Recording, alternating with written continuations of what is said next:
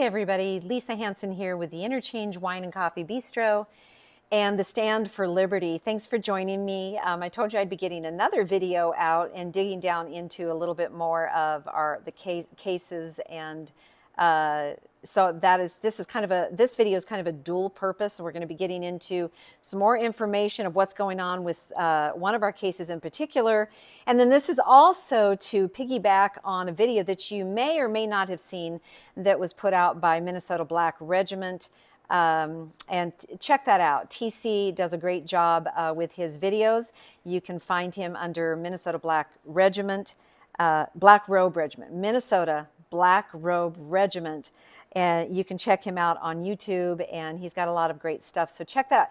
So this week we had two hearings, a hearing on our civil case and a hearing on the criminal cases against me. So at that hearing, we had some of the supporters. Thank you, those of you that were able to attend. You guys, it means so much. Excuse me. So TC was able to attend, and excuse me, and out of that came a video from TC. So check it out. It's on our Facebook page. It's also on betheinterchange.com, where we are uploading all these videos and new information as we have access to it. So it's a great place to go. Also to hopefully get signed up on our email, private messages on our Facebook page if you want to reach out, if you want to get involved, if you want to help, volunteer. We do really need help. We continue to need help because this fight is not over, and I think we have a ways to go. So reach out to us. We could really use your help in every facet. Monday, June 21st, we had two hearings, as I mentioned, and we went before the 3rd Judicial District Chief Justice Jody Williamson. The reason we went before her is we are petitioning her to disqualify two of the judges on two different cases. We have petitioned these judges we've filed for them to recuse themselves from our cases. They refused to do it. And so we now have taken it to the next step, or the next level, where we go to the Chief Justice to ask her to disqualify the judges from the cases. There's not a whole lot to tell about the hearings. They went well. I felt like I was pretty well prepared. I thought I did a pretty good job. I had a lot of help and a lot of encouragement. Just having the support is fantastic. So thank you again to everybody for that. So all the facts are on the record in these cases. And so we were hoping that the judge would be able to make a ruling the day of, because really the case is already done before you even come to court. All of the records, or all of the documents, are on the record. And so if the judge is reviewing the record, which she said she did, then in my thinking, that you would think that basically she would have made a decision. So I think that's the way that courts used to function, but it seems to not so much be the case anymore. I was very careful not to add to the record when I spoke, and we just stayed to the facts. Facts are on the record. It turns out this judge actually did it, as far as what she did, her job and her duty. I thought she did a good job. She did not practice law from the bench, and that's been happening a lot with other judges that we've been in front of. She did not do that. She laid out the rules and the process and all of that, very clearly from the get-go before each case or at each hearing. So she did a great job. That doesn't give us any indication on how she's going to rule, so we're waiting for that, and we will update you on that when we hear. The reason that we petitioned these judges to recuse themselves is because they both violated the Judicial Code of Conduct. They also denied me due process on several accounts. So let me go over that just a little bit on the criminal cases. In the criminal cases, there's 9 charges against me. 8 are for violating the executive orders, and 1 is for public nuisance. So anyway, they're all ridiculous charges, and they are not lawful according to law. So if you look up the Minnesota Code of Judicial Conduct in Rule 2.2, it reads impartiality and fairness. A judge shall uphold and apply the law and shall perform all duties of judicial office fairly and impartially. And I just want to read over that quickly again for you and listen carefully. A judge shall uphold and apply the law and shall perform all duties of judicial office fairly and impartially. So what happened is these charges came against me.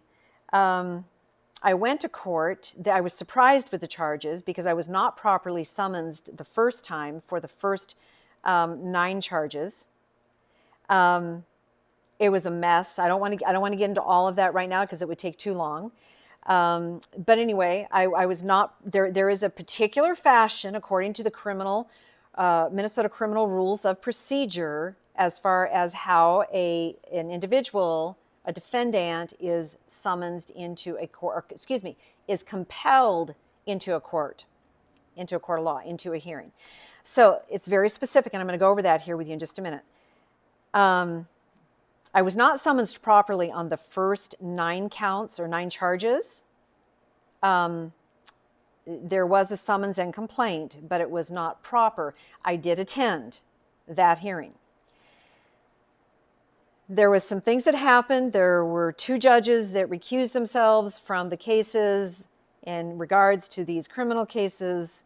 What happened is there was a bail hearing that was established only by way of a Zoom hearing notice. So what is a Zoom hearing notice? A Zoom hearing notice is a piece of paper that gives information on how to Zoom in. It gives you the login credentials, the time, and the date. That's all it gives you. So if we go to criminal rules of procedure, Rule Point 3, warrant or summons upon complaint. I want to read this to you. I want to read sections of it to you. I'm not going to read the whole paragraph. You can look it up for yourself. I'm going to skip ahead here. A summons or warrant must issue. Well, let me start a little before that. If the facts in the complaint and any supporting documents or supplemental sworn testimony establish probable cause to believe an offense has been committed and the defendant committed it, a summons or warrant must issue. A summons or warrant must issue. A summons rather than a warrant must issue unless a substantial likelihood exists that the defendant will fail to respond to a summons, the defendant's location is not reasonably discoverable, or the defendant's arrest is necessary to prevent imminent harm to anyone. Okay, so none of that applied to me. A warrant for the defendant's arrest must be issued to any person authorized by law to execute it. And then I'm going to jump down a few lines here. If a defendant fails to appear in response to a summons, a warrant must issue. Did you hear that? If a defendant fails to appear in response to a summons, a warrant must issue. So that clearly tells us there needs to be a summons before a warrant can issue. There has to be a summons to compel somebody into court and before a warrant is issued. Let me skip down to subdivision 3. Summons. The summons must summon the defendant to appear at a stated time and place to answer the complaint before the court issuing it, and must be accompanied by a copy of the complaint. At no time was there a summons and complaint issued on this charge. This is a brand new charge. It's not the 9 previous charges. This was a brand new charge. It was a violation. It was an alleged violation of bail. I want to say this correctly. Alleged charges or alleged violation of conditions of bail. So It was a brand new charge. It needed a summons and complaint. Now, the chief of police and the sheriff both knew this. It's all on the record. I have emails as well. I spoke to individuals. Nothing was done. No one wanted to say, wait a minute, we missed something here. Without going into a lot of detail, the city attorney also knew and understood from the judge. I have the document that she was supposed to issue a summons and complaint to myself for this alleged violation or alleged charge. And that never happened. So anyway, this is why we are going the route that we are going. It's time to hold people accountable. We have officials, we have judges, judicial officers that are not following the law. They're not following procedure. This is huge, you guys. This is huge. This has got to be, we have to make a big deal out of this. I mean, it's been way too long since we've held these officials accountable. They're getting away with all kinds of stuff. And it's hurting us, we the people. It's unbelievable, the stuff that we are running into, the stuff that we're finding. Okay, so this is why we went to court. This is why we asked the chief judge to disqualify, why we petitioned her to disqualify these two judges, because they are violating criminal rules of procedure themselves, and they are denying me due process. So this should be a big deal to you guys. This should be huge. Some people say, well, you know, why didn't you just appear? You got your little Zoom hearing notice. You should just go on that. Well, here's something that I've been very clear about. In the criminal rules of procedure, nowhere does it mention that a Zoom hearing notice can be issued in lieu of a summons and complaint. It doesn't say anything about a Zoom hearing notice. It doesn't even mention it. It's not in the criminal procedures. It's not anywhere. So again, no summons and complaint.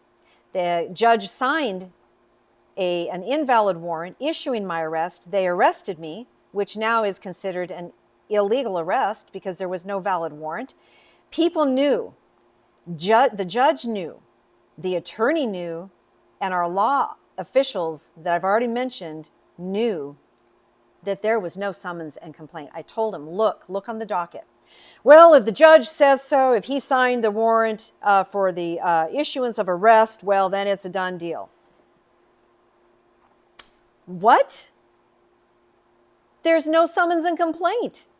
There has to be a summons and complaint. I printed it off. Look for it yourself. If judges are not following the Code of Judicial Conduct, a judge shall uphold and apply the law. Rule 2.2, look it up yourself. We have some major issues here, everybody. We, the people, need to start standing up, speaking out, and holding these officials, holding their feet to the fire, holding them accountable. I'm gonna yield at this point. I've already gone over my time. Again, there's so much to cover here. It's so deep, you guys. The corruption is so deep. So we'll keep giving you updates. We'll have more in hopefully the next day or two or a few days, whatever, and some more information on some more cases and what we're doing. And thanks again for watching. Have a great day. God bless you. God bless America.